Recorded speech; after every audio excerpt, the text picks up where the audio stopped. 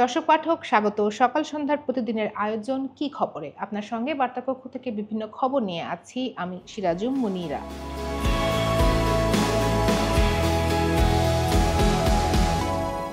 দেশ জুড়ে বইছে তাপপ্রবাহ, বিভিন্ন স্থানের হাসপাতালগুলোয় প্রতিদিনই বাড়ছে গরমজনিত বিভিন্ন রোগে আক্রান্ত রোগীর সংখ্যা, যার মধ্যে বয়স্ক এবং শিশুদের সংখ্যা সবচেয়ে বেশি।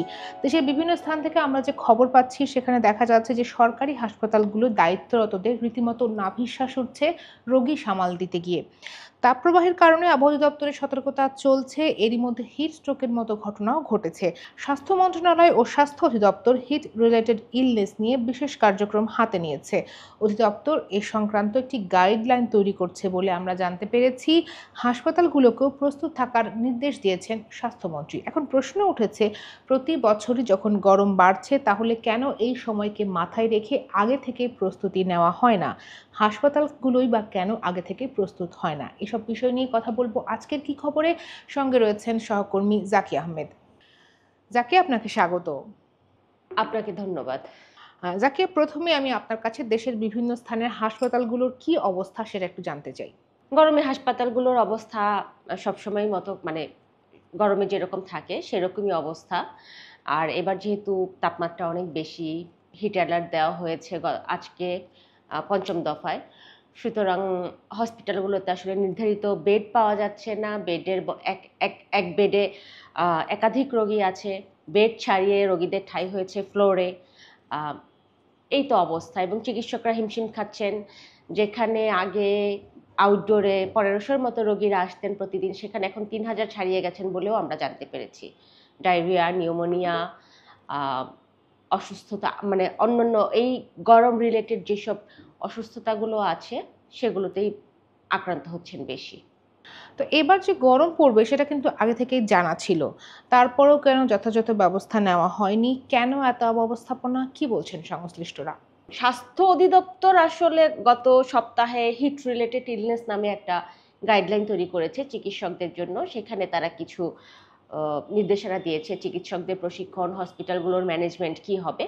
কিন্তু আসলে প্রশ্নটা যেটা আসলেই সব জায়গাতে সব মহল থেকে করা হচ্ছে, যে কথাটা আপনি বললেন আসলে, যেটা নতুন কোনো ইস্যু না। গত বছর আমরা দেখেছি যে বিশ্বজুড়েই ২০২৩ সাল ছিল সবচেয়ে উষ্ণতম বছর এবং তখন থেকেই বলা হচ্ছিল যে জলবায়ু পরিবর্তনের কারণে এই ঘটনাগুলো আসলে ঘটতে থাকবে, অতিবৃষ্টি, অতি খরা, অতি বন্যার মতো।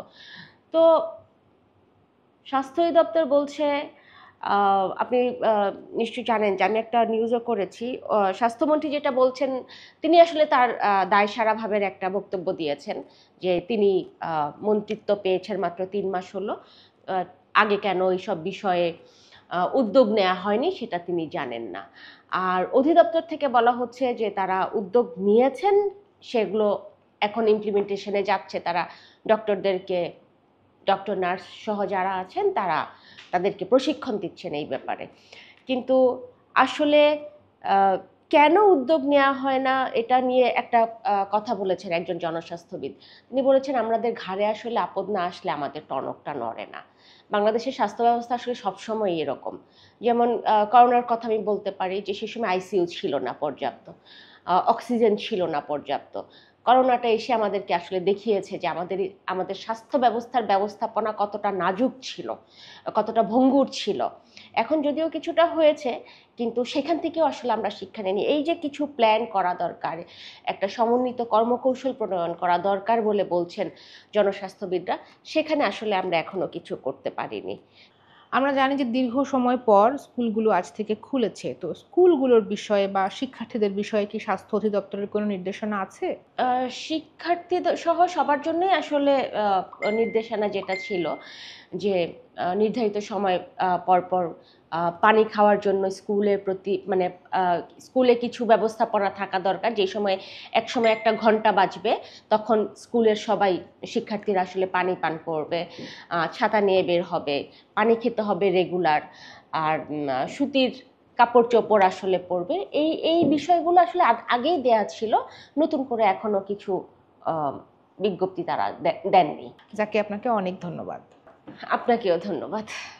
দর্শক, এবার জানিয়ে রাখি যে ফের ৩ দিনের হিট অ্যালার্ট জারি করে চলতি মাসে বৃষ্টি হবে না বলে জানিয়ে দিয়েছে আবহাওয়া অধিদপ্তর। সেই সঙ্গে বাতাসে জলীয় বাষ্প বেশি থাকায় গরমের অনুভূতি বেশি হবে বলেও জানানো হচ্ছে। এই নিয়ে টানা পঞ্চম দফায় দেশে হিট অ্যালার্ট জারি করা হলো।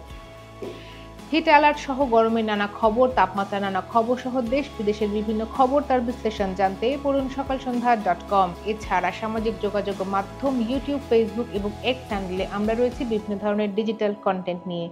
দেখুন, পড়ুন সকাল সন্ধ্যা।